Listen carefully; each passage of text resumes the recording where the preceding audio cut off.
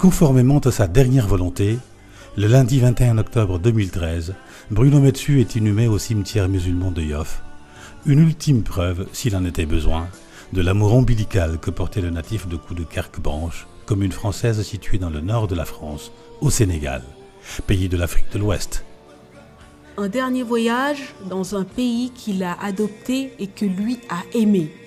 Un dernier vœu de l'homme Metsu. Car 6 jours plus tôt, dans la nuit du 14 au 15 octobre 2013, Bruno Metsu rendait l'âme dans son village natal après un ultime combat contre plusieurs cancers. Son combat contre la maladie, voilà, cela prouve encore le lion qu'il a été, cela prouve aussi l'homme courageux qu'il a été. Le fait qu'il ait demandé à être enterré chez nous, paix à son âme, que Dieu l'accueille en son paradis, ne me surprend pas. Ne me surprend pas du tout. Parce que c'est quelqu'un qui a toujours aimé le Sénégal. C'est quelqu'un qui très rapidement est tombé amoureux du Sénégal et le Sénégal le lui a bien rendu. C'est pas pour rien d'ailleurs qu'il s'est marié à une Sénégalaise. C'est pas pour rien qu'à sa mort, il a demandé à enterrer en terre sénégalaise. Je pense qu'il n'y a pas meilleure preuve d'attachement à un pays que cela. Agréablement surpris par le nombre de personnes qui se sont déplacées, l'autoroute, les gens qui ont applaudi, c'était quelque chose d'extraordinaire. Moi, je n'étais pas surpris qu'il se fasse enterrer ici, parce qu'il se considère comme un Sénégalais à part entière. Un retour au pays de la Teranga, le pays de l'hospitalité. Une dernière preuve d'amour après celle apportée à tout un peuple, sur des terrains de football. Moins de 2 ans de compagnonnage, 1 an et 2 mois pour être précis, et pourtant, Bruno Metsu a donné des victoires, nourri des émotions et des effusions, écrit les plus belles lettres de l'histoire du football sénégalais. Bruno Metsu est un homme qui fonctionne à l'instant. Et comme un signe du destin, sa venue au Sénégal s'écrit au feeling et au flair. Flair de ceux qui vont l'embaucher, bien sûr. Choisir un entraîneur, c'est évaluer la capacité d'un homme à s'adapter à un contexte, à un effectif, à un moment, dans la vie d'une sélection ou dans la vie d'un club. Ce n'est pas simplement, je dirais, faire appel à des étiquettes, ce n'est pas simplement s'en remettre à une réputation. C'est davantage que ça, c'est plus complexe. On sortait des années 2000, après une participation à une Coupe d'Afrique au Nigeria, après une participation assez satisfaisante, comme on le voit dans la vie des institutions, au niveau de la fédération, il y a eu des changements. Des changements qui ont coïncidé avec l'arrivée de El Hadj Malick Sy Souris. Je venais d'arriver à la Fédé et juste je suis tombé sur un match Guinée-Sénégal à Conakry que nous avions perdu d'ailleurs, 1-0. Et puis j'étais à côté d'un Toubab qui m'a présenté, comme qui était entraîneur de la Guinée, qui venait de quitter et qui venait se faire remplacer par quelqu'un d'autre qui, on s'est salué, on était côte à côte et on a regardé le match entièrement à 2. Donc quand on regarde un match avec une personne, on peut déjà évaluer sa connaissance du foot, disons, quand on connaît le foot. Le président El Hadj Malick Souri m'en avait parlé, m'avait demandé est-ce que en France je ne connaissais pas des entraîneurs qui avaient envie de venir au Sénégal. Donc moi sans hésiter, vu que je connaissais Bruno, je lui avais dit écoutez, je connais un entraîneur qui s'appelle Bruno Metsu, je suis sûr et certain qu'il faut le faire et qu'il pourrait vraiment nous apporter. C'est bien d'échanger avec Metsu, mais il faut que je sache quand même qui il est, comment il est vu sur le marché français, etc. Et donc c'est comme ça que j'ai appelé Pape Diouf, je lui ai dit bon, j'ai contacté, j'ai encore un tel, il faut qu'il me donne son avis. Et lui m'a dit bon, c'est vraiment la bonne personne, tu peux y aller. En cette période-là, dont il est question, au début des années 2000, Bruno Metsu, qui avait déjà entraîné Etienne Mendy, qui ne l'oublions pas, était mon assistant, mon collaborateur et mon adjoint, je dirais même à la Société Mondiale Promotion que j'avais créée, l'avait eu comme entraîneur. Et entre Etienne et moi, la réflexion est permanente et très souvent, nous pensons un peu la même chose. On a des rapports avec Pape qui me faisaient confiance. Et à l'époque, on était parti. Après, j'étais parti en rendez-vous avec voir le président de la fédération à l'époque, Souri, avec Bruno. Et puis on était venus, on avait fait une première rencontre et tout. Puis après, les choses se sont accélérées. Et on s'est rencontrés tous les trois à Monaco, discrètement. On a discuté, et puis on s'est mis d'accord. Et puis quand on s'est mis d'accord, en sport, on tape sur la main et puis après, on fait une convention. Le 30 octobre 2000, Bruno Metsu signe un contrat de 2 ans avec la Fédération sénégalaise de football, dirigée à l'époque par El Hadj Malick Sy Souri. 13 ans plus tôt, en 1987, l'ancien joueur, passé par Lille, Nice ou encore Anderlecht en Belgique, démarre sa carrière d'entraîneur. La première équipe qu'il dirige s'appelle Beauvais. Parmi ses plus grandes réussites dans le football en Hexagone, la montée de Sedan de National 1 en Ligue 2. C'est donc en France qu'il noue ses premiers liens avec des Sénégalais.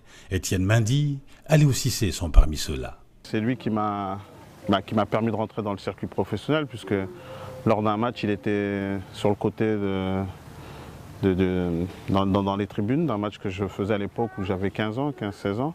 Puis à la fin du match, il m'avait demandé, en me disant qu'ils ouvraient un centre de formation à Beauvais et tout, et qu'ils voulaient que je puisse l'intégrer.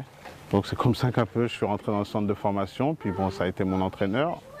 Il était entraîneur-joueur en fait à l'époque à Beauvais, donc c'est lui qui m'entraînait et en même temps j'ai joué aussi en pro avec lui, comme j'avais commencé jeune avec lui, donc j'avais eu aussi l'occasion, lui il était en fin de carrière, de faire un match professionnel, 2-3 matchs professionnels avec lui. J'ai rencontré Bruno alors que j'avais, je pense, 17 ans, 18 ans à Lille. Lui, c'était l'entraîneur de l'équipe première de Lille et moi, j'étais avec la CFA 2. Donc, c'est comme ça qu'on s'est rencontrés. Donc, j'ai fait partie pendant pratiquement 1 an, 2 ans où il était à Lille des jeunes joueurs qui quittaient le centre de formation pour aller intégrer le groupe professionnel. Donc, c'est comme ça qu'on s'est rencontrés. Et puis par la suite, ça s'était pas très bien passé pour lui à Lille, il est parti à Sedan. Et quand il est parti à Sedan, je pense qu'il s'est rappelé qu'il y avait un jeune garçon qui était à Lille. Il m'a recruté de Lille à Sedan. Sur la pointe des pieds, l'homme à la crinière arrive au Sénégal. Inconnu au bataillon, Metsu l'est. À l'annonce de sa nomination, les journalistes sénégalais s'interrogent. C'était à la salle du CRD. Le Centre régional de développement de la Fédération internationale d'athlétisme. Il y avait une salle, tout le monde était là-bas, tout le monde se regardait. Mais il vient d'où là? Les gens étaient surpris, mais comment il peut nous prendre cet entraîneur que personne ne connaît? Donc les gens étaient dubitatifs. Les gens pensaient plutôt à d'autres entraîneurs, peut-être pas à Metsu, qu'on découvrait en quelque sorte, même si on avait un peu suivi sa trajectoire en Guinée lorsqu'il a été annoncé que c'est lui qui allait prendre les rênes de l'équipe nationale. On a un peu cherché à voir quel est son parcours, par où il était passé, quels sont ses faits d'armes. Bon, mais ça a été une surprise parce que c'est comme si, à l'époque, El Hadj Malick Sy Souri, qui était président de la fédération, venait de sortir un peu, tel un magicien, un entraîneur de son chapeau. C'est d'abord le président El Hadj Malick Sy Souri qui a eu la main heureuse en faisant venir Bruno Metsu. On ne le connaissait pas trop au niveau du Sénégal, au niveau de la presse. Peut-être ça, au départ, suscitait beaucoup de curiosité. Mais il n'y a pas eu de problème. Les journalistes peut-être se posaient des questions, mais ils étaient surtout dans une position d'attente pour savoir ce qu'il valait réellement. Bruno Metsu vient de quitter la Guinée-Conakry. Sur son compagnonnage avec le pays voisin, peu de traces. À peine s'est-il engagé avec la Guinée en 2000 qu'il laisse la place. Le président Malick Sy Souris n'aura pas eu le temps de le débaucher. La collaboration avec le Sili s'achève avant même d'avoir commencé. Il était en Guinée et la Guinée venait de se... si la Guinée, je crois que n'était pas suspendue, aujourd'hui c'était la Guinée qui faisait les éliminatoires de Bruno allait rester là-bas. Et comme par hasard, la Guinée est suspendue, Bruno est venu au Sénégal. Je crois qu'il est parti même volontairement, si je me trompe, et il a passé son... Il a présenté un autre de ses copains qui voulait prendre la relève, mais il est parti volontairement. Il avait donné un accord de principe, une sorte d'accord de principe à la Guinée. C'était assez flou, rien n'avait été signé entre les deux parties, mais il y avait effectivement plus qu'une approche, il y avait, c'est vrai, aussi plus qu'un frémissement. Je n'ai pas débauché du tout, il voulait changer. Donc, vous voyez que le Sénégal l'intéressait. Octobre 2000, Bruno Metsu est officiellement désigné entraîneur de l'équipe nationale du Sénégal. Les négociations se sont passées entre Monaco et Dakar. Peu ou presque pas d'exigence de la part du Français. Bruno Metsu aura un salaire mensuel de 13 millions de francs CFA. L'entraîneur compte bien faire ses preuves et obtenir ses plus-values sur le terrain. Donc quand je dis à Bruno, venez à Dakar, on va discuter, j'avais une liste de candidats. Hein. Mais il m'a dit, lui, bon, il n'avait pas de prétention. Ce qui l'intéressait, c'est de prouver ce qu'il savait faire. Et ça s'est même vérifié quand on a négocié le contrat. Il m'a dit, moi, pour le salaire, je m'aligne au salaire habituel, mais c'est sur les primes. Si j'ai fait des résultats, qu'on les gratifie. Si je n'en fais pas, tant pis pour moi. Ça, je peux le confirmer. Et puis, de toute façon, Bruno, c'est un passionné. Ça a toujours été un passionné. Nous, je vois, il nous entraînait. Il était entraîneur-joueur à l'époque, donc ça veut dire qu'il s'entraînait. Après, il venait, il nous entraînait, il passait son temps au stade. De là, c'est quelqu'un qui met toujours les aventures humaines avant tout ce qui peut être financier. Et lui, il ne s'est jamais plaint des conditions. Bruno, c'était quelqu'un... il était capable d'aller entraîner en Afghanistan, il était capable d'aller entraîner en Irak. Je veux dire, dans un espace vert, il était capable de te créer une séance d'entraînement. Dans un couloir d'hôtel, il était capable de te créer une séance. Et puis, peu importe les conditions où on était, c'était quelqu'un qui était capable de positiver et transmettre cette positivité, justement, à tout le groupe. J'ai vu quelqu'un qui a su toujours garder son sang-froid, son calme, pour montrer aux gens que l'essentiel n'est pas là. Ce sera sur le terrain.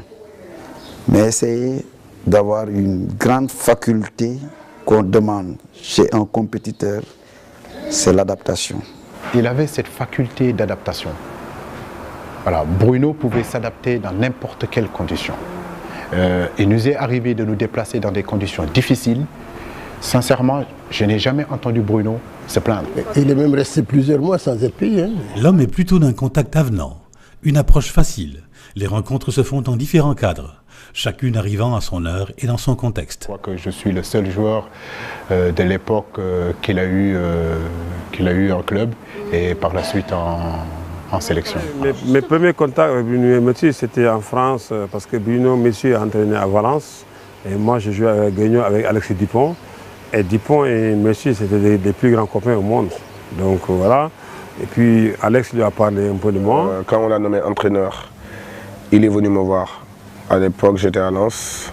Et il est venu me voir avec Pape Diouf et Etienne Mendy. Et c'est Bruno qui nous a donné la raison de venir et surtout de dire qu'il y a quelque chose à faire, de gagner une Coupe d'Afrique et de se qualifier pour une Coupe du Monde. Il m'en parlait. Et je me suis rendu compte qu'il avait préparé quelque chose. On a discuté un peu de l'équipe du Sénégal. Et après, il m'a dit, bon, de toute façon, Ablaye, il y a beaucoup d'informations sur vous qui ont précédé votre arrivée ici. Et je crois que je vais continuer le travail avec vous. Aussitôt, il se rectifie pour dire tu. Lors de l'entraînement, lorsqu'il est venu se présenter en étant notre nouveau sélectionneur de l'équipe nationale. Lui nous avait vu auparavant, lorsqu'on a joué justement contre la Guinée Conakry, où il était dans les tribunes avec une autre personne. Et donc voilà, il s'est présenté de la manière la plus simple. On connaissait, moi je ne le connaissais pas personnellement, mais Aliou Cissé nous avait déjà touché quelques mots puisqu'ils avaient eu la chance de travailler les deux ensemble. L'histoire a horreur des omissions, alors n'en faisons pas. C'est avec l'Allemand Peter Schniger que le Sénégal entame les éliminatoires de la CAN 2002. Après avoir concédé un nul devant le Togo à domicile, les Lions se font battre justement en Guinée-Conakry 1-0. Un match qu'a regardé Bruno Metsu à côté de Malexis Souris. En mars 2001, la Guinée-Conakry se fait suspendre de toutes les compétitions internationales organisées par la FIFA pour ingérence de l'État. Mais en 2000 déjà, le Sénégal peut se prévaloir d'avoir fait un bon parcours à la phase finale de la CAN 2000, accueilli par le Nigeria. En effet, durant 5 ans, l'Allemand Peter Schniger a fait un travail remarquable et formé un bon groupe pour le Sénégal. Difficile de ne pas s'en souvenir. Des joueurs comme El Hadj Diouf, Ferdinand Coly, Lamine Diatta, je peux encore citer des noms, les Amara Traoré, les Salif, tous ces joueurs sont venus jouer au Sénégal avant l'arrivée de Bruno Metsu. Je me rappelle encore lorsqu'ils sont venus me voir, j'étais encore à Lommel. Pour me solliciter, je leur ai donné ma parole que je viendrais jouer pour cette équipe nationale. Le premier entraîneur que j'ai connu ici au Sénégal, c'est Peter Schniger. En 2000, c'était un retour de notre équipe nationale en compétition africaine, CAN, après 2 ans d'absence. Parce qu'en 98 et en 96, 98 au Burkina, 96 en Afrique du Sud, on n'était pas présents. Ça faisait mal au pays. L'apport de Peter Schniger a été un apport, comment dire, fraternel. Il aime le Sénégal. Peter Schniger aimait le Sénégal. C'était quelqu'un qui, lui, était plus sénégalais qu'autre chose.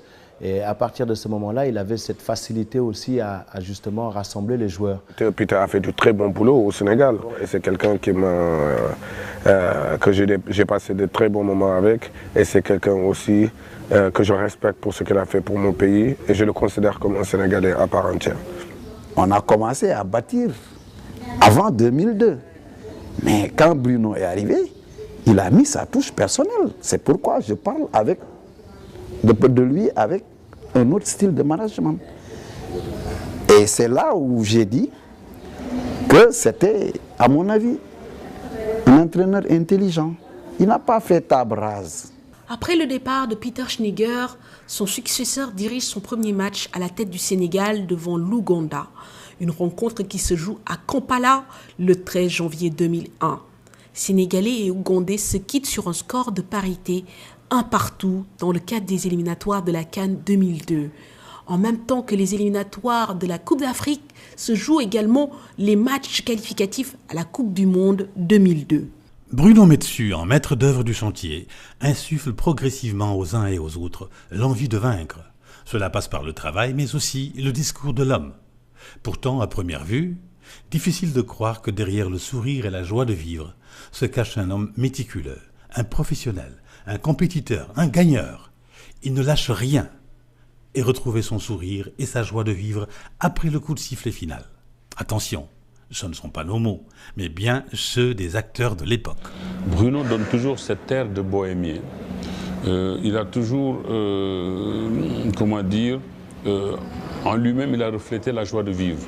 Et je crois que cette joie de vivre-là était essentielle dans ses relations avec ses joueurs et partant avec son équipe. D'ailleurs, il suffit de se remémorer des prestations des Lions de l'époque.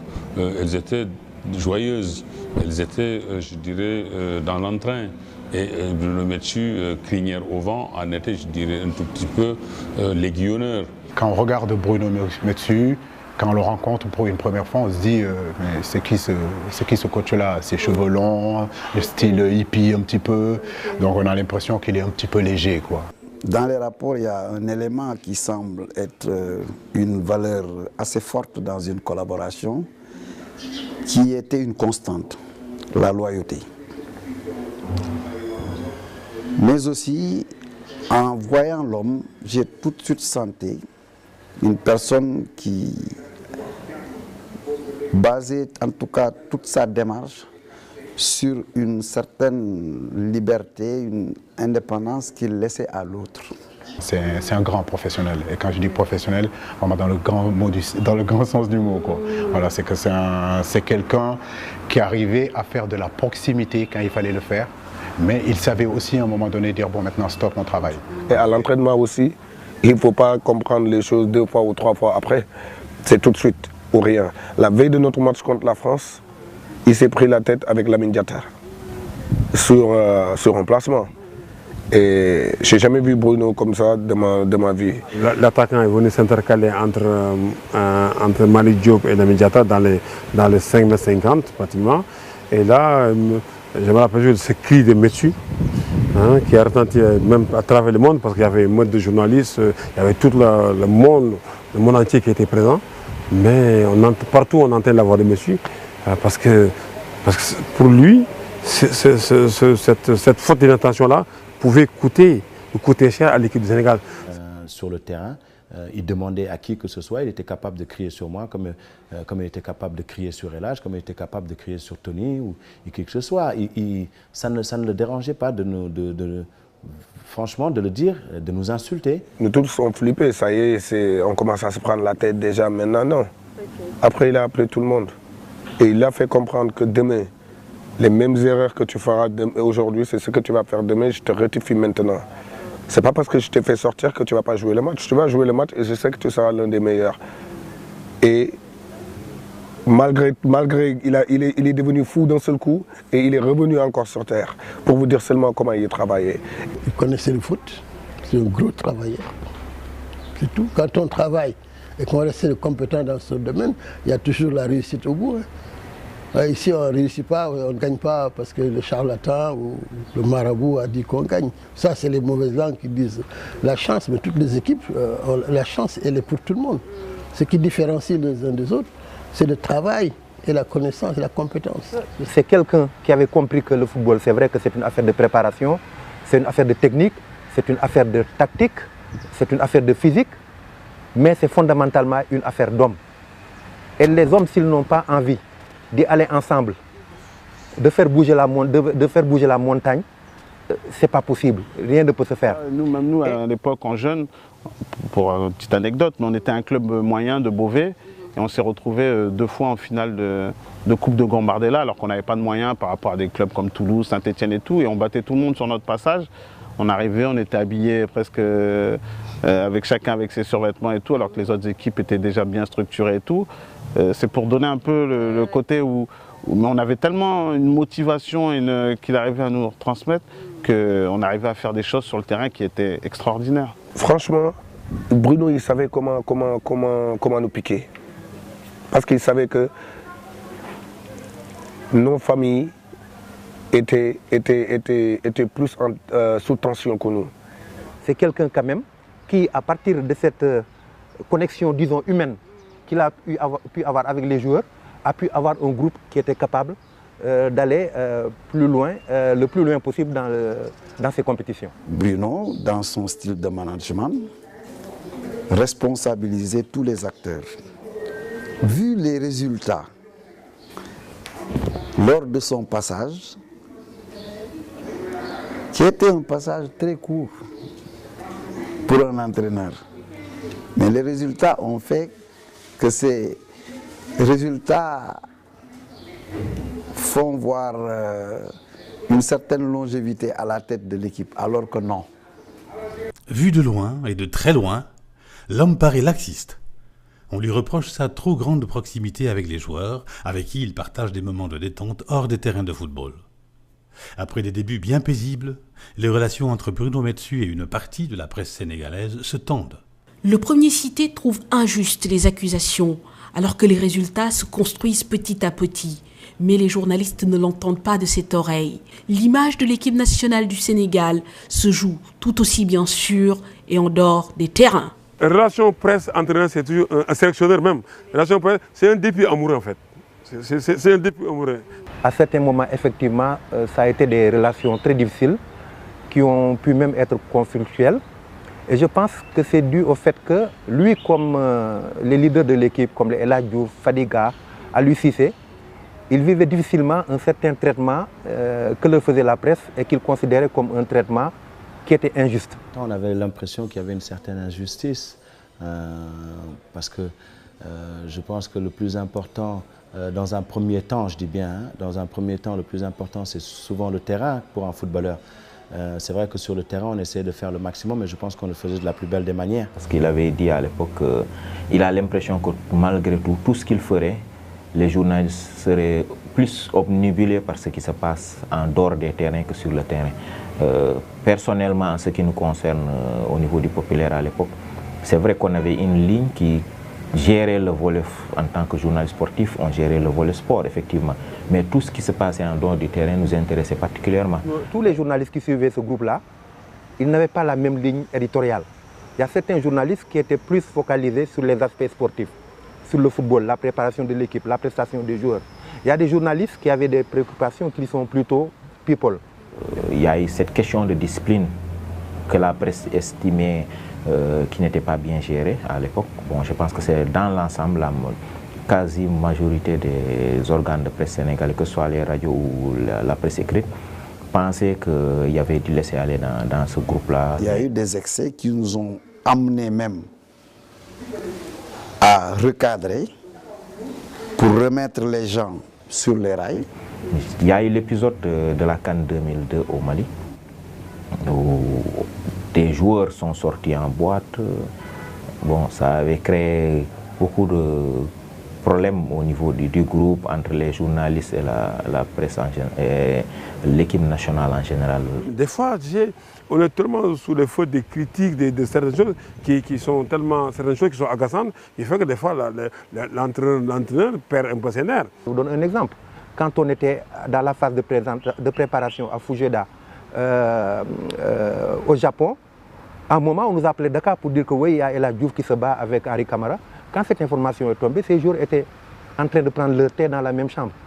Et tous les jours étaient en train de dire, mais qu'est-ce qu'ils veulent? Nous, on essaie d'avancer, ils nous tirent vers le bas, etc. Mais qui avaient du mal à passer avec certains journalistes, parce que sûrement, eux disaient qu'il laissait trop de liberté, mais ne savaient pas effectivement tout le travail qui était fait en amont par Bruno Metsu. Il disait qu'il n'en faisait pas ça, mais fondamentalement, il en faisait qu'à la preuve, il ne parlait pas à certains journalistes. À la limite, quoi. Je vais vous raconter une scène. En pleine Coupe du Monde, on devait jouer notre deuxième match contre le Danemark. La préparation, nous, on était venus là-bas, la veille ou l'avant-veille du match, pour lui parler avec les joueurs. Il a refusé complètement. C'était le président de la fédération d'alors qui a essayé de rabibocher et Amara Traoré. Et même, j'ai travaillé à l'époque à parfaite collaboration avec Cheikh Tidiane Fall, où chaque jour, on était toujours à deux dans ma chambre, dans sa chambre, pour essayer d'arranger les angles, et ainsi de suite. Et je le faisais sous les ordres de Metsu, même si je le dis maintenant. Et souvent, il a fallu même que je me mette à négocier pour que Bruno Metsu se prête à l'exercice consistant à accorder des interviews ou à sacrifier à l'obligation qui était imposée par la FIFA aux entraîneurs de faire des conférences de presse. Je me rappelle avoir été une fois, du temps de ce même Bruno Metsu, à Aldo Club, une boîte de nuit de Dakar, l'avant-veille d'un match de l'équipe nationale, parce qu'on avait eu des informations que certains joueurs, notamment El Hadji Diouf, y étaient. À 1h, 2h du matin, on a retardé le bouclage justement parce que, bon, à l'époque, on était en ville, on était à 5 minutes de cette boîte de nuit. On a été là-bas avec un photographe pour voir de quoi ça retournait. Et je sais que ça n'avait pas trop plu à Metsu, puisque le lendemain, à la séance d'entraînement, il avait quand même eu à faire la remarque que ce que les gens font traquent ces jours en quelque sorte. Ce n'était pas la meilleure des manières pour huiler les relations. Et on lui avait répondu que simplement qu'on faisait avant tout notre travail. Je ne dis pas qu'il n'y a jamais eu de problème dans le groupe, mais la grande majorité, la plupart des problèmes qui étaient répertoriés dans la presse, ça ne correspondait pas à la réalité. Et ça faisait tellement mal à ces joueurs-là que les relations étaient très difficiles. Un journal avait écrit quelque chose de bizarre sur El Hadji Diouf. Donc El Hadji Diouf, ce jour-là, c'est El Hadji Diouf qui a appelé. Et les journalistes, et certains jours, il faut qu'on se parle les yeux dans les yeux. On est venus ensemble. Moi, ma maman, ma famille, c'est vos radios qu'elle écoute. Mes frères, c'est vos journaux qui lisent. Donc il faudrait qu'on travaille de main à main. Ce jour-là, j'ai été ébahi. Les joueurs dont on parlait, avec qui il était très proche, en tout cas, lui retourner souvent la balle et sur le terrain. C'était ça la méthode Metsu, on l'a bien compris par la suite. On est obligé de compter avec les journalistes parce que les journalistes, il faut plutôt les voir comme les relais des populations ou des supporters des Lions. Il ne faut pas les voir seulement comme des électrons qui ne représentent, qui n'ont rien derrière eux. En fait, il faut voir le public, les populations, les supporters des Lions qui sont derrière. Il avait beaucoup d'estime pour la presse, hein, contrairement à ce que les gens disent. Il avait beaucoup de considération pour la presse. Mais des fois, la relation presse-entraîneur, c'est toujours un sélectionneur même. La relation presse, c'est un dépit amoureux en fait. Le style de management remis en cause, oui, par une partie de la presse qui relaie les sorties des joueurs en boîte de nuit. Mais les choix des hommes aussi font l'objet de remises en cause. Sur le chemin de la Coupe du Monde et après la phase finale de Coupe d'Afrique 2002, le positionnement de Aliou Cissé sur le terrain fait débat. Mais voilà, les deux hommes ont longtemps cheminé ensemble. Et comme tous les entraîneurs, Bruno Metsu marche aussi à la conviction. La critique sera certainement prise en compte puisque Aliou Cissé sera repositionné en libéraux devant la défense. Mais le natif de Casamance restera le capitaine de cette épopée 2002 avec ce mythique surnom de l'homme aboyeur. Metsu, Aliou Cissé, c'est trop profond les deux. Metsu il fait partie des gens qui ont fait Aliou Cissé Metsu. Sincèrement, pour vous dire la vérité, je pense qu'avec Bruno, ça a toujours été des clashs entre lui et moi. La réalité, c'est ça. C'est que Bruno m'a connu très jeune. Voilà, donc ça veut dire que l'image qu'il avait de moi, ce n'est pas cette image-là qu'il avait des autres joueurs. Il me connaissait parfaitement. Il savait ce qu'il fallait. Il savait qu'à un moment donné, je manquais de concentration. Je pense que dans le groupe, s'il y en avait un à qui il avait vraiment qu'il avait l'œil sur lui, c'est vraiment moi. L'équipe de 2002, il y avait un noyau qui était là à partir de la CAN. Il y a 2 ou 4 jours. Parmi ces jours de la CAN 2000, il y avait le leader, le capitaine, c'était Pape Malick Diop, qui est un défenseur de formation. Aliou Cissé, les gens ne comprenaient pas que le gars puisse faire confiance à Aliou Cissé et lui donner le brassard de capitaine. Quand il est arrivé, monsieur, c'est moi qui, contre l'Ouganda, c'est moi qui devais être le capitaine. C'est moi le plus ancien du groupe contre l'Ouganda. En parfaite intelligence, j'ai discuté avec Metsu à l'époque. Il dit que bon, les jeunes sont là, je sais qu'aujourd'hui ce match-là je vais jouer, mais dans la suite les jeunes vont continuer. En parfaite intelligence, on s'est mis d'accord. Je ne l'ai jamais dit. C'était son leader tout, hein? C'était Aliou, c'était lui qui gérait tout. Mais à l'intérieur du groupe même, il y a certains joueurs même qui n'étaient pas d'accord. Ils ne le disaient pas en on, mais en off. Et parce que ce n'était pas le patron technique, mais Metsu lui faisait confiance. Je le prenais pas mal. Pourquoi je le prenais pas mal? Parce que je savais que malgré la dureté qu'il avait en moi, il croyait en moi. Voilà. Parce qu'avec Bruno, j'ai tout joué en équipe nationale. Voilà. Bruno a fait partie des gens qui m'ont aussi imposé en équipe nationale au moment où tout le monde me critiquait. Et ça, je ne peux pas l'oublier. À l'époque, on jouait en 4-4-2. Dans ce 4-4-2-là, Aliou, il était défenseur central avec Lamine Diatta. Bon, les gens on peut critiquer, effectivement, mais sur les matchs qu'Aliou faisait en défense centrale, c'est de bons matchs. Mais Aliou jouait au milieu terrain. On a perdu notre match de préparation contre l'Arabie Saoudite. C'est depuis ce match-là qu'Aliou n'a plus jamais joué en défense centrale. Il a fait venir Pape Malick Diop et Aliou a été un peu décalé au milieu de terrain, puisqu'il joue un peu le libéraux du milieu de terrain. Et qu'est-ce qui s'est passé? Malick a trouvé naturellement son poste en tant que défenseur central, en tant que suite. Et puis maintenant, il fallait mettre Aliou sur le terrain.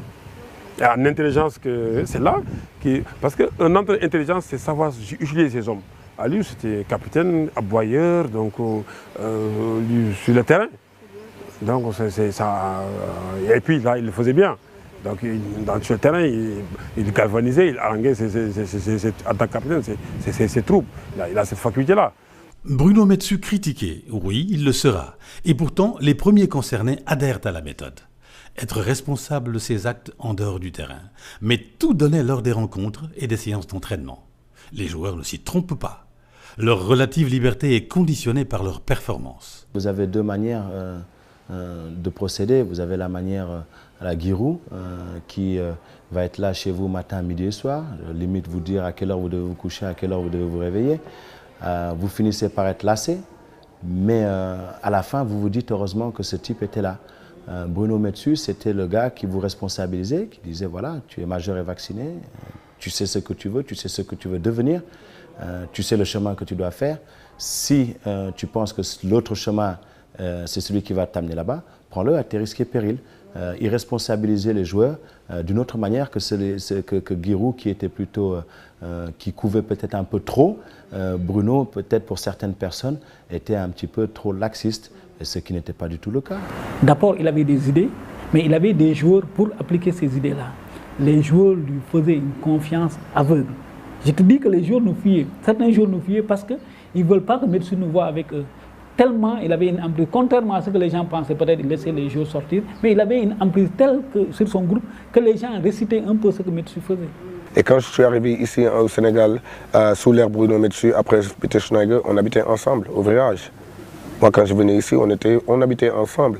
Et je me rappelle, à l'époque, il disait à sa femme, Daba, dès que je viens en équipe nationale, tout ce qu'elle a joué dans la maison, tu lui fais. Je veux qu'elle soit prêt pour le match. Bruno, c'est ce qu'il disait. C'est un des premiers entraîneurs que j'ai eu, ouais, je pense le premier entraîneur que j'ai eu qui m'a fait regarder des vidéos de nos adversaires. Bruno a apporté vraiment un professionnalisme différent vraiment de ses prédécesseurs. J'ai entendu beaucoup de gens dire que ce groupe-là était capable de s'autogérer. Ce groupe-là n'avait pas besoin d'entraîneur et qu'avec n'importe quel entraîneur, on aurait pu faire les résultats qu'on avait fait.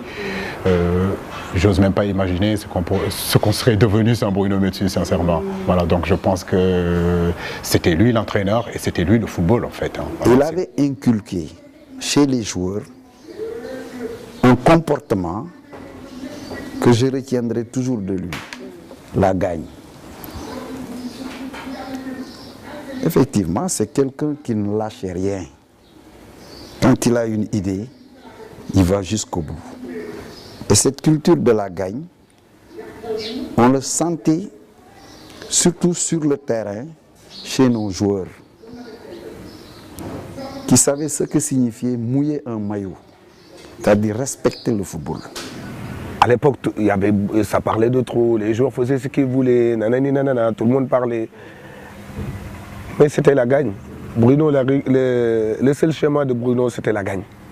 Lui, il s'en foutait du reste. Tant qu'on gagnait, il était l'homme le plus heureux. Parce qu'il nous a toujours dit, c'est les très bons joueurs qui jouent des matchs de football, mais c'est des hommes et des guerriers qui les gagnent. Et on a toujours joué comme ça.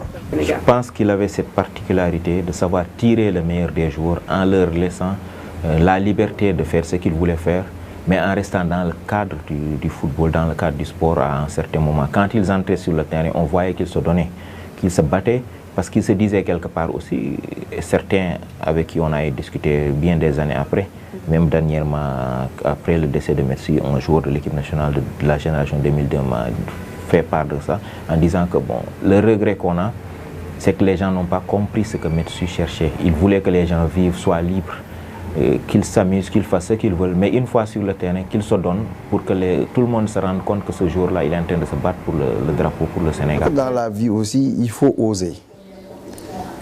Et tout ce qu'il ne faut pas faire, c'est essayer de paraître. Lui, ce n'était pas son style. Il était naturel dans ce qu'il croyait. Et soit il disait aux gens, jugez-moi sur deux éléments. L'entraîneur, l'être humain. Ce sont les joueurs qui jouent les matchs, mais ce sont des hommes qui les gagnent. Tel fut le slogan de Bruno Metsu. Metsu le catalyseur, l'homme au discours galvanisateur. L'entraîneur qui donnait de l'affection à ses joueurs. Ces derniers se sentaient redevables et le lui rendaient bien sur le terrain. Mais osons le dire, entre 2001 et 2002, c'est d'abord un groupe qui est né, qui a eu envie de vivre ensemble et qui a partagé plus que le football. Tout le monde était important et chacun jouait sa partition. Entre nous tous, il y avait chacun avait sa part de responsabilité. La chance qu'on a eue dans ce groupe-là, c'est qu'en dehors du football, il y avait quelque chose qui se passait déjà, en dehors du football. Donc ça veut dire que le football était juste la continuité de cette vie de groupe qu'on avait. Donc c'est ça qui fait qu'à un moment donné sur le terrain, il y avait cette solidarité et que quelqu'un était capable de se battre pour le prochain qui est à côté, qui est en difficulté. Donc, et ça c'est important. Avant tout, on était des Sénégalais. Des Sénégalais, des vrais Sénégalais, parce que si tu regardes notre équipe, Tony Silva, il a fait sa formation ici avant d'y aller. Omar Daf, pareil. Malik Diop, la plupart de l'équipe, je vais dire. Même ceux qui ne sont pas nés ici, ou bien ceux qui sont partis très tôt, quand on les appelait pour venir défendre les couleurs du Sénégal, ils étaient pressés.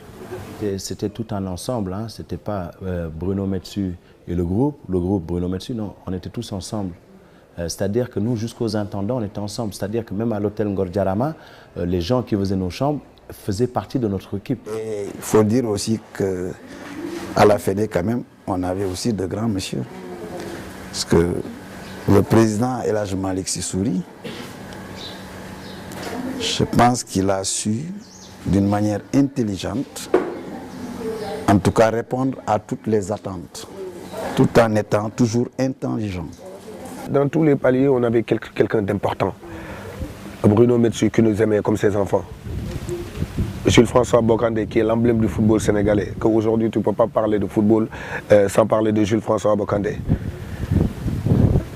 Mansour Wade qui est l'un des meilleurs gardiens de tous les temps du Sénégal. Et El Hadj Malick Sy Souris qui a écrit les meilleures pages du football sénégalais. On était bien, super, on avait tout pour réussir. Mais maintenant, tout était là et là. Il y avait cette envie de tout le monde de faire exactement, d'aller vraiment dans le même sens. Et c'est vrai que Bruno est venu et a trouvé en la personne d'Aliou Cissé comment dire, un relais sur le terrain, voilà, un relais sur le terrain, parce qu'ils se connaissaient et Aliou nous expliquait comment était Bruno et expliquait aussi à Bruno comment étaient les joueurs. Nous, on était des vrais Sénégalais. Notre victoire, c'était déjà ça. Parce qu'avant les matchs, Moussa, il allait à Parcelles. Même Habibé, il allait à Guédiawaye. Il avait sa famille là-bas, ainsi de suite. Sylvain Ndiaye, pareil. Malheureusement, avec tout ce qu'il y a eu entre 2002 et 2003, je pense qu'il n'y avait aucune chance, contrairement à ce que beaucoup pensent, pour que le Sénégal gagne la CAN en 2004. Il y avait eu trop de mal qui a été fait, il y avait eu trop de choses qui se sont passées qui n'auraient peut-être pas dû se produire dans ce football-là pour espérer faire des résultats. Pour les éliminatoires Coupe du Monde 2002, le Sénégal est dans le groupe 3 en compagnie du Maroc, de l'Égypte, de l'Algérie et de la Namibie. Sénégal-Maroc 1-0, Sénégal-Égypte 0-0, Sénégal-Algérie 3-0, Sénégal-Namibie 4-0, Égypte-Sénégal 1-0, Algérie-Sénégal 1-1, et l'incroyable se produit le 21 juillet 2001. Le Sénégal étrille la Namibie 5-0 et se qualifie pour la première fois à une Coupe du Monde. Les Lions terminent premiers de leur poule devant le Maroc avec 4 victoires, 3 nuls et une seule défaite. Les performances d'un pays avec à sa tête un entraîneur français attirent les projecteurs des médias étrangers. Ce jour-là, sur la petite plage de Ngor à Dakar, la température s'élève subitement. Les Lions sont de retour au pays. Tout un peuple les accompagne. En moins d'un an, les footballeurs sénégalais sont passés du statut de mauvais élèves à celui de star. Désormais, le Sénégal ne respire plus que pour ses lions.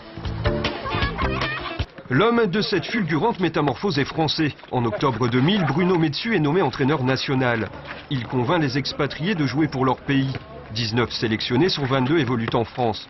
Metsu, Ali Rigueur et beau jeu, le Sénégal gagne à nouveau. Chaque joueur a de la qualité, voire de grosses qualités.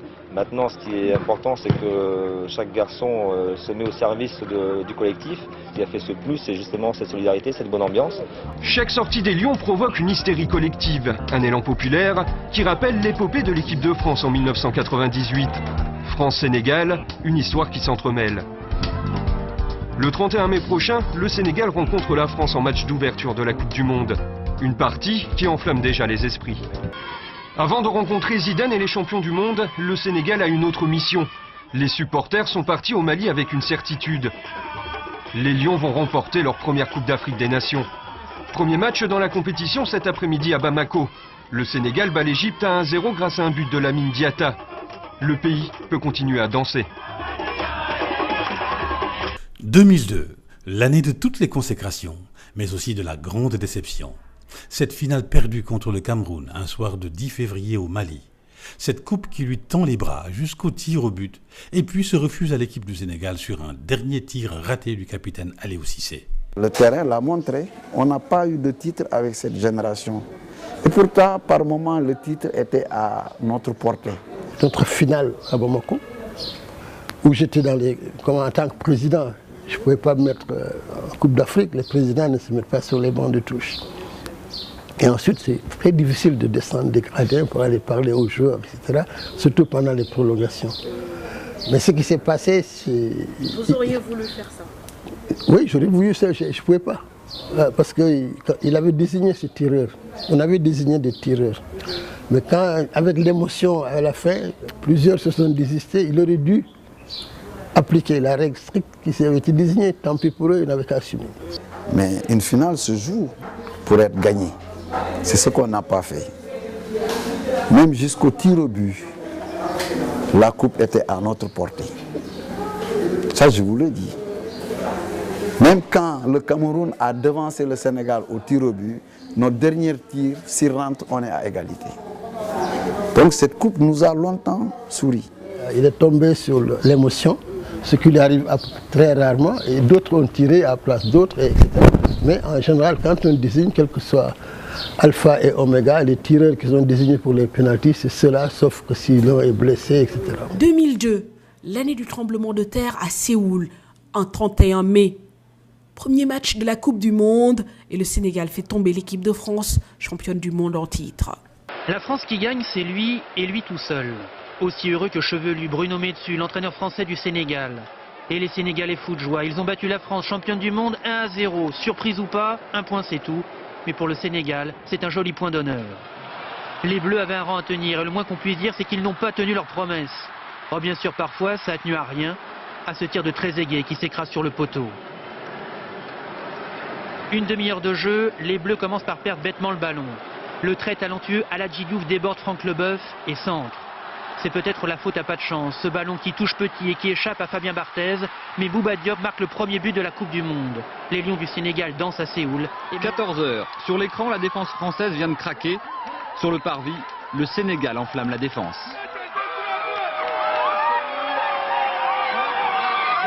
Mon cœur battait quand même pour l'équipe la plus faible, donc la France. Et là aujourd'hui, bon, c'est le Sénégal qui a gagné, je suis super content, mais je sais que la France va se qualifier. Déçus les amoureux de l'équipe de France, heureuse Sénabou. Elle est salariée à Paris et d'origine sénégalaise. Oh là là, c'est génial, j'y crois pas, j'y croyais pas, mais là... Oh là là. Vous allez fêter la victoire? Ah, ça c'est sûr, hein.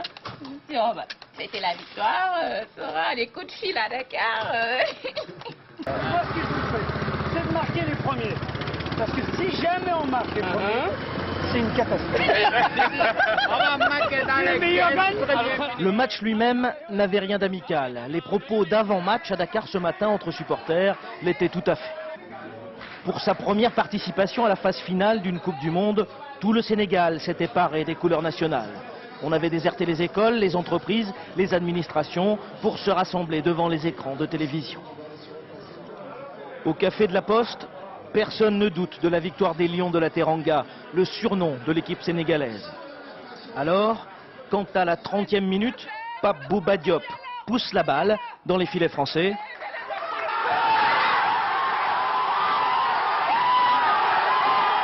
À la mi-temps, les supporters sentent déjà leur équipe invincible.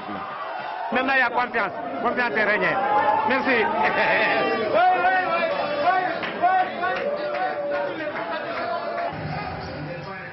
Devant les grands écrans installés en ville, la foule suit la deuxième mi-temps. Et sans vraiment frémir, jusqu'au coup de sifflet final. En quelques minutes, le centre de Dakar est littéralement investi par les supporters. Des supporters de tous âges, de toute origine sociale. C'est comme si c'était le match le plus important de la Coupe du Monde, quoi. Nous savons que nous avions de valeureux lions sur le terrain. Et nous avons gagné. Le coq ne peut pas tuer un lion. C'est pas possible. Du bonheur et du bonheur sans retenue. Les Ulysses en banlieue parisienne, pendant tout le match, ils ont vibré à l'unisson pour le Sénégal. Enfin, presque, car ici, finalement, les Lions ou les Bleus, on les aime tous. Je ne vais pas m'arrêter sur une équipe. C'est bien que le meilleur gagne. Sénégal, il faut gagner. C'est ça, il est exceptionnel, à partout. La France, ils sont forts aussi, ils jouent bien. Mais le Sénégal, vu que c'est leur première Coupe du Monde, je suis content pour eux. Et cela s'est vu. Ce but, ils l'espéraient tant, sans vraiment y croire.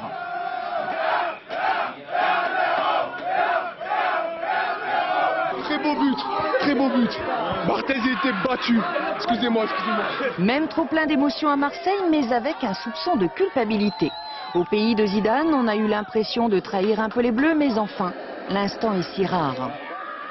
Tu supportes que le Sénégal ou aussi la France? Ah, c'est le meilleur gagne, mais là, pour l'instant, c'est le Sénégal qui gagne.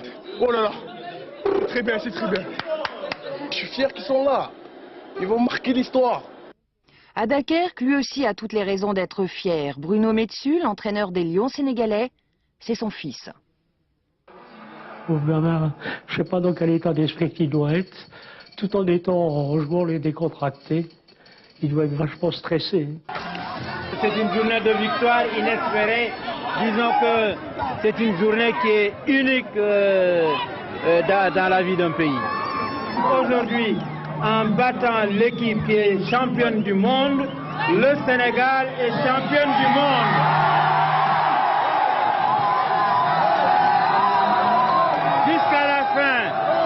Jusqu'à la fin de la Coupe, le Sénégal est championne du monde.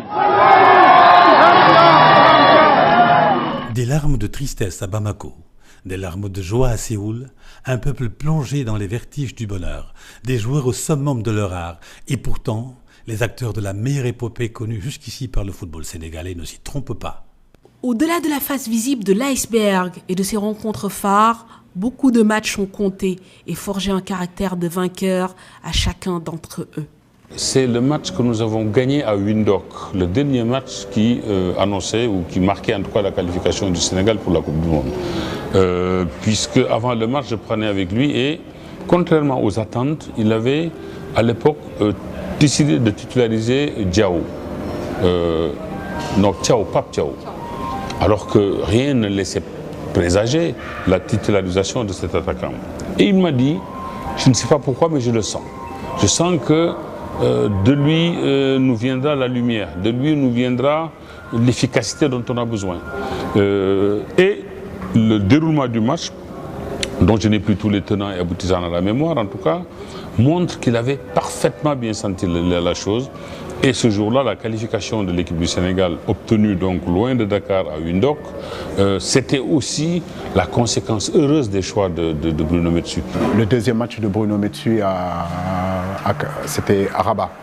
Voilà, là où tous les professionnels sont arrivés, les LH sont arrivés, les Salif, vraiment tout le groupe était vraiment présent. Je pense qu'après ce match-là, on s'est rendu compte que si on continuait à honorer, en tout cas, les sélections, et il y aura une possibilité de faire quelque chose ensemble. Le match référence qui m'a surtout donné des certitudes sur l'avenir du groupe qu'on avait et qui pouvait rivaliser avec les meilleurs et faire quelque chose d'appréciable, c'est le match qu'on a joué à Rabat, en éliminatoire de Coupe du Monde face à une très grande équipe du Maroc. Ce jour-là, dans le jeu, j'ai senti que quelque chose était en train de se dessiner et qui pouvait nous amener vers des lendemains meilleurs. N'eût été même quelques erreurs d'appréciation au niveau de l'arbitrage, on aurait pu gagner ce match. Contre l'Algérie ici, parce qu'on avait déjà battu la Namibie 4-0 je crois, et on joue l'Algérie ici, tout le Sénégal maintenant commençait à parler de notre équipe et tout le monde commençait dans le monde entier, dans l'Afrique même, commençait de parler de notre équipe. Et on s'est dit, les gars, il y a quelque chose à faire. Et pour faire quelque chose, il faut marquer un gros coup aujourd'hui. On joue contre l'Algérie, on arrive, on les met 3-0. Et j'ai eu la chance de marquer les 3. Et c'est là qu'on s'est dit que, les gars, il y a moyen de faire quelque chose. On a joué tous nos matchs de préparation, on était archi nuls. On se posait la question même, qu'est-ce qu'on va faire à la Coupe du Monde? Parce qu'on n'était pas bon du tout, pas du tout. On n'a gagné aucun match. 0-0 avec des sélections, avec des clubs de second couteau. Donc voilà, on était vraiment, on doutait. Hein. Mais arrivé le match Sénégal-Équateur, c'est dommage que les Sénégalais n'ont pas vu ce match. C'est un match, c'est Bobo Diop qui marque, mais c'est le meilleur match du Sénégal. Même en Coupe du Monde, ça c'était le meilleur match du Sénégal. C'est un match qui a redonné confiance à tout le groupe, tous les dirigeants. Parce qu'il y avait pas seulement les joueurs, hein. Il y avait les dirigeants, il y avait les joueurs, il y avait même la presse. Ce match où on se retrouve à 10 contre 11 avec le Nigeria en demi-finale, pour moi ça a été le déclic. J'ai dit le Nigeria, parce que je ne parle pas de revanche, mais pour moi, ça a été douloureux le quart de finale à Lagos en 2000. Et ça a été, je n'ai pas pensé directement en revanche, mais ça a été pour moi une satisfaction mais extraordinaire d'avoir non seulement battu les Super Eagles, mais de les avoir battus en infériorité numérique dès le début du match. Hein. Ça a été pour moi un match référence. Après ces deux grandes compétitions et ces beaux exploits de l'équipe nationale, le travail du Français Bruno Metsu est exposé à la face du monde et les sollicitations de se faire jour. Le Français est sous contrat avec le Sénégal, mais se fait approcher par les équipes du Golfe. La chose qui est évidente, c'est qu'au vu du parcours qui a été le sien, il a tapé dans l'œil des plus grands décideurs internationaux. Et évidemment, les pays du Golfe n'ont pas manqué de l'approcher par divers intermédiaires et par lui faire des propositions sonnantes et trébuchantes. Metsu n'était pas connu comme un grand technicien, il n'avait pas gagné assez d'argent. Aussi bien les Turcs, il y avait un club turc qui était lui, et surtout les Émiratis de Al Ain, qui avaient proposé un pont d'or, un contrat presque qu'il ne pouvait pas refuser. C'est au sortir d'une audience avec le président de la République que les Sénégalais ont appris que Metsu s'en allait, qu'on lui aurait autorisé à quitter le Sénégal pour aller faire une pige aux Émirats sur une période assez courte pour revenir après les qualifications, reprendre son équipe à main. Ça a été une surprise pour moi que Bruno ait quitté le Sénégal. Voilà, j'ai lu dans un journal que Metsu partait. C'est au soir que j'ai entendu dire que bon, il avait l'autorisation de partir et de revenir. J'ai dit non, ça n'existe pas dans le sport. Le foot aussi, c'est des opportunités. Une assez brillante participation à la Coupe du Monde lui a ouvert des opportunités. Et des gens ont sauté là-dessus pour lui faire des offres. Mais quand il partait, disons la vérité, il était sous contrat. Le compromis souhaité par Metsu n'est pas envisageable du côté de la Fédération sénégalaise de football.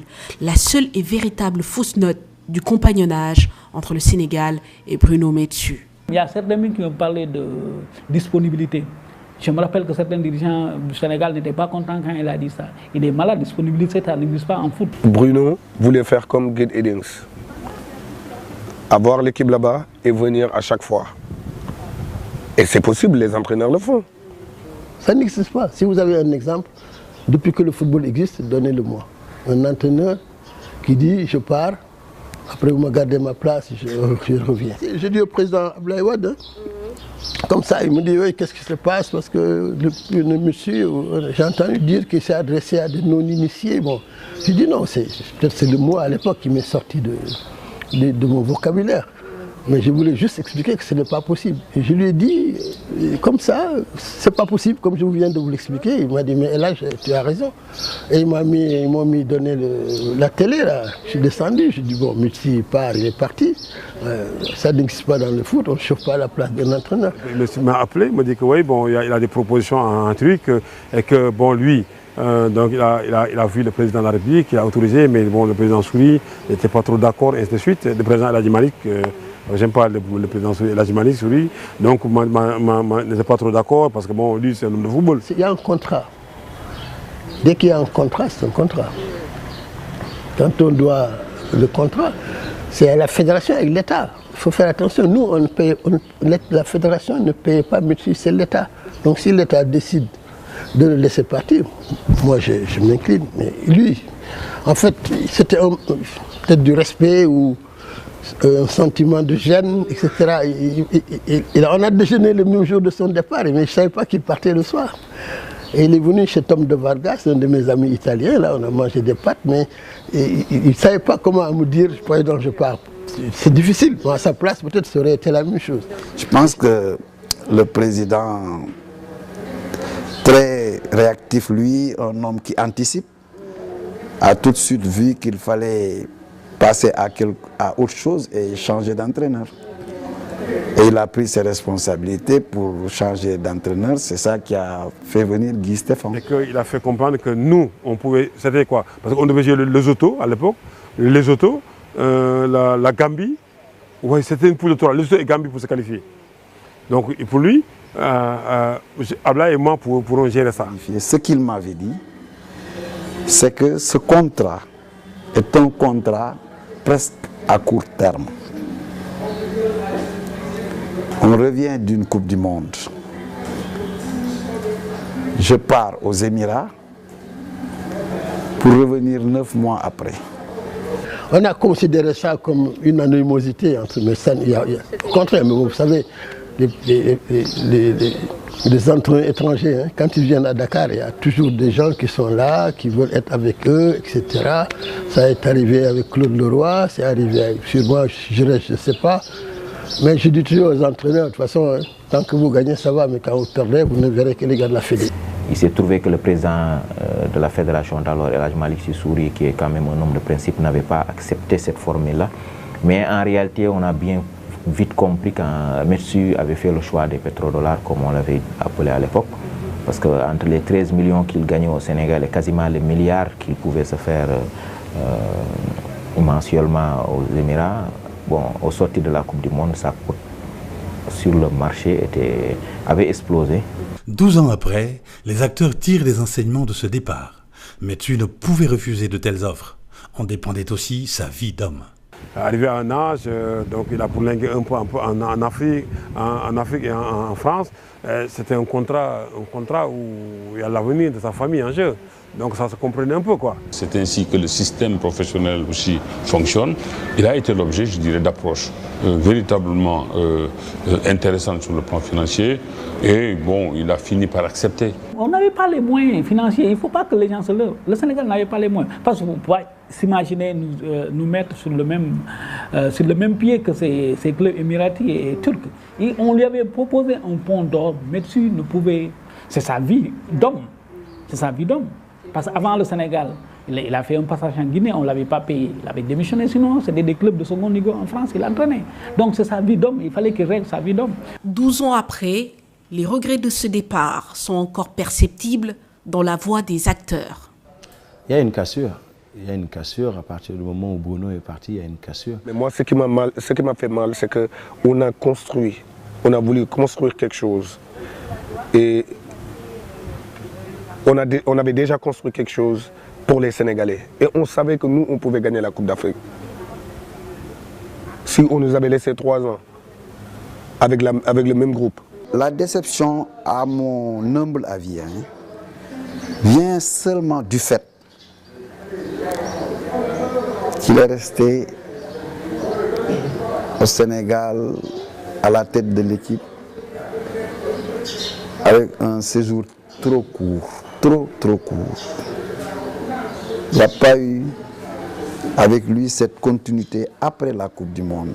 C'est marrant parce que, avec du recul, je me disais, ça ne va pas durer, il va revenir.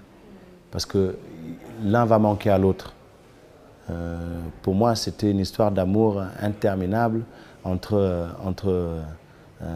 Bruno Metsu et le Sénégal. Ça a eu des incidences politiques après, parce qu'on sait que les clashs entre la fédération et l'État sont en partie aussi de cette affaire-là, puisque c'est sur le perron du Palais de la République, au sortir du Ménia, que la décision a été annoncée.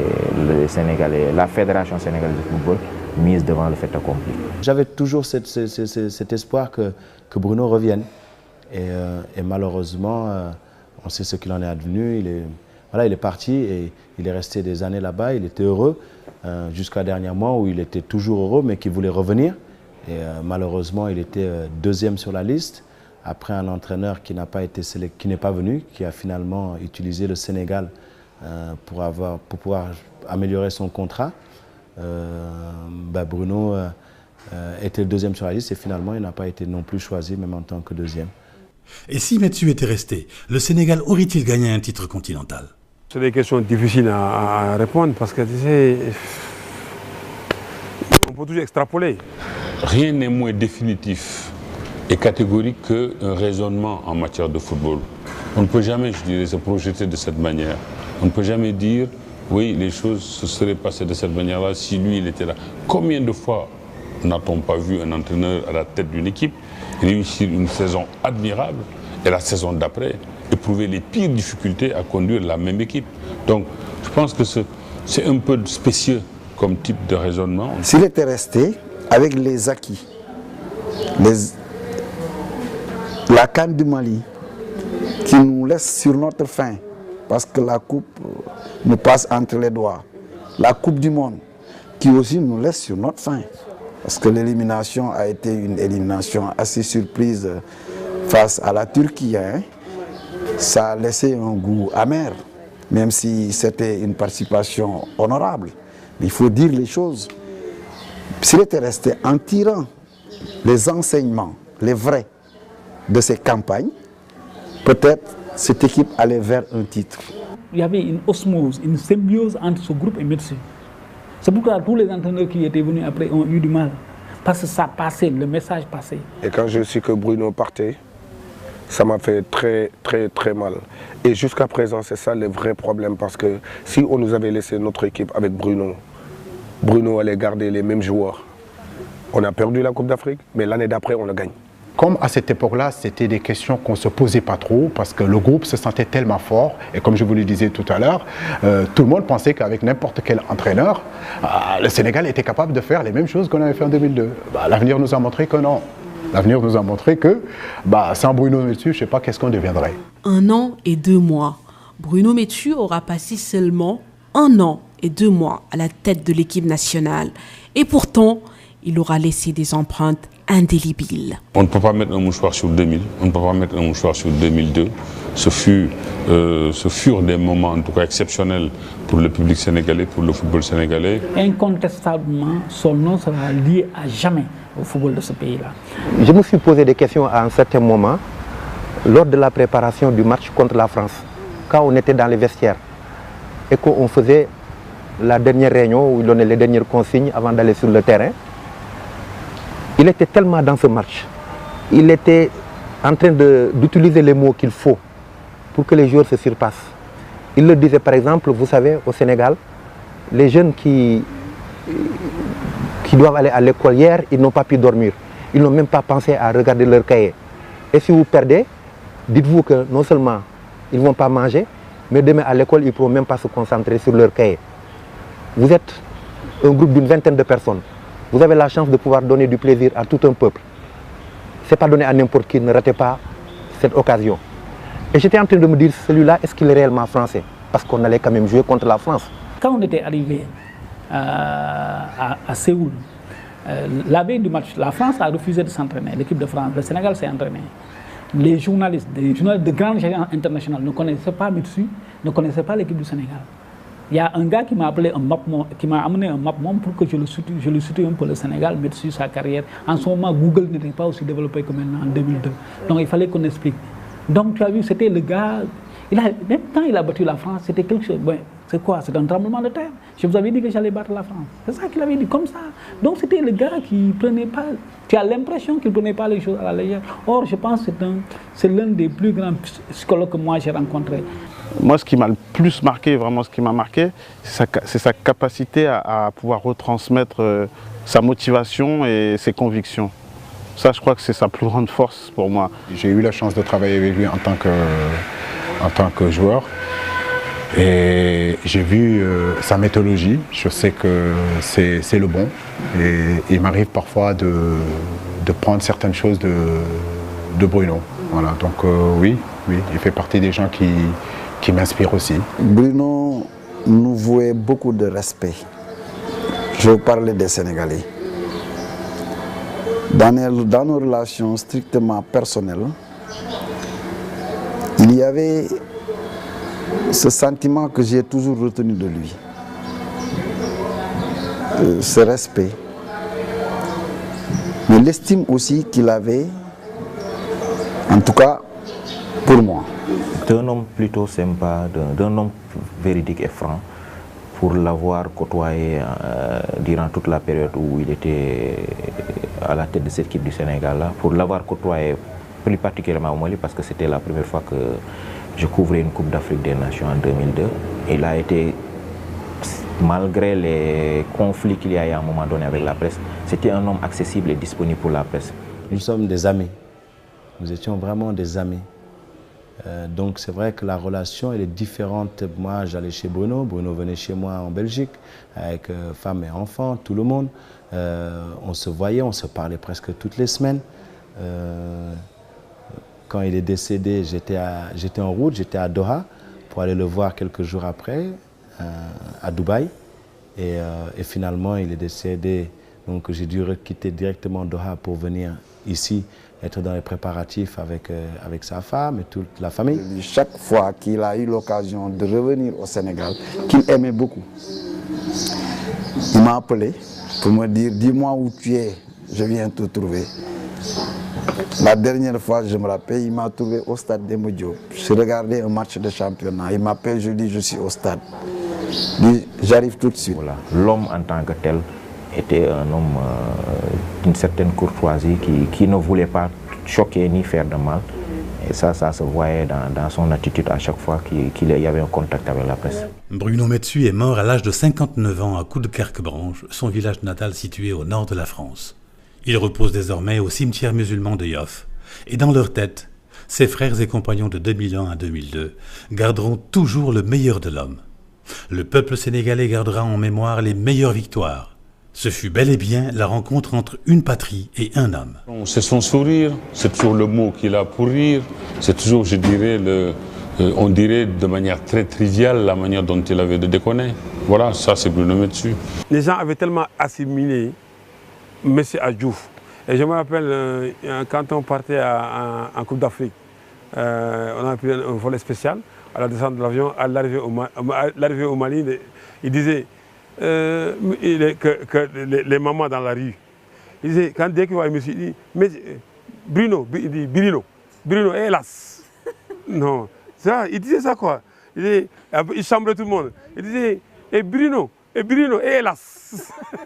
Donc vraiment, pour eux, c'est un homme avec une joie de vivre extraordinaire quoi.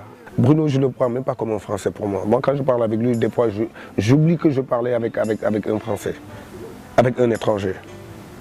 Et le truc qui m'a plus marqué, c'est que ces derniers jours, quand je l'avais eu au téléphone, il me disait qu'il était très fatigué, il aimerait bien se reposer à Dakar. Ça, c'est... La dernière fois que je l'ai vu, on a déjeuné ici avec sa femme et son épouse. Il était malade, il est venu me voir, il voulait me dire au revoir, il est déjà atteint par la maladie. On a parlé, c'est comme mon fils, hein, parce que sa femme est copine à ma fille. Bon, il a un peu plus l'âge de mes enfants. Donc vraiment, il y avait une sorte de, disons, d'amour entre monsieur et moi que Dieu nous a récompensé. Alors essayons un petit peu de profiter des gens lorsqu'ils sont là, de prendre soin des gens lorsqu'ils sont là, de dire les bonnes choses quand vous le pensez, quand les gens sont là, et ne pas toujours attendre jusqu'à qu'ils disparaissent pour commencer à dire Ndeysaan.